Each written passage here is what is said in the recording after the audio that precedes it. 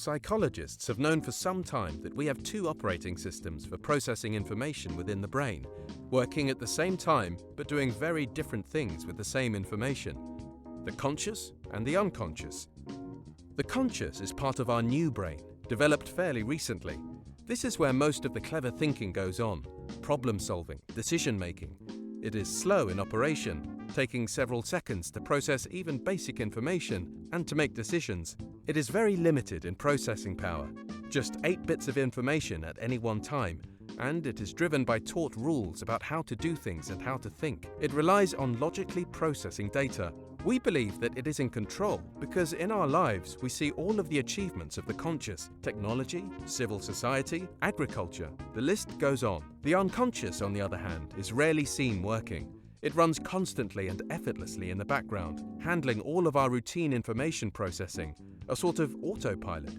Instead of being slow and data-driven, it is incredibly fact and intuitively driven. It is a processing method needed by our ancestors to make rapid survival decisions. Brain scan evidence shows it processes information in people in as little as 30 milliseconds, 10 times faster than our eyes can even process the person's face. It has much more processing power than the conscious, 200,000 times more. Psychologists say that what the brain fires together, it wires together. In other words, when it often sees two things occurring together, like women with children or women receptionists, it creates a strong neural connection in the brain, which it can use in the future. For example, when it sees women, it thinks children.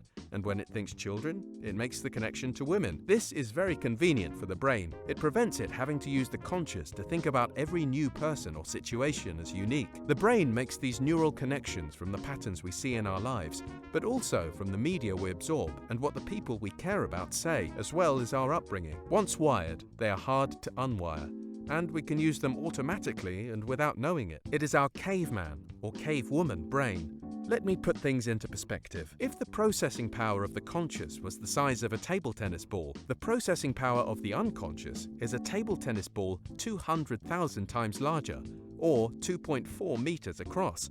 When the small conscious table tennis ball is busy or overwhelmed, which it often is, the unconscious takes over routine people decisions using its neural pathways based on previous patterns. The next bit is important. Our unconscious creates super fast connections between groups of people: old, young, black, white, with tattoos, wearing funny t-shirts, having a particular accent, from a particular area or country, educated at a particular school or university. And good or bad ideas, the psychologists call constructs. These super fast links are used to make rapid people judgments below the level of our subconscious.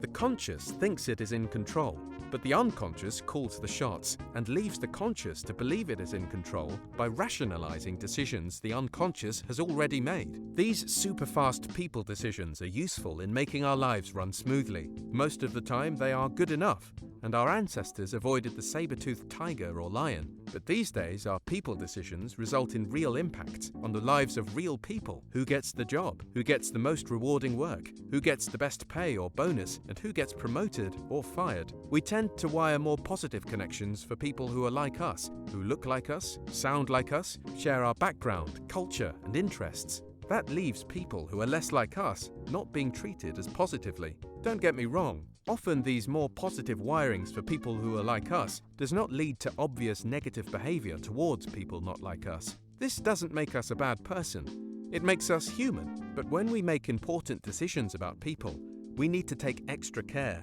If you are now asking, what can I do about it? You should watch our animated session where we offer some ideas, sometimes slightly weird ideas, on mitigating unconscious bias, or watch our whiteboard animation on recruiting and how unconscious bias drives our decisions about who we employ. You can contact Dr. Pete by email, phone, and by Twitter.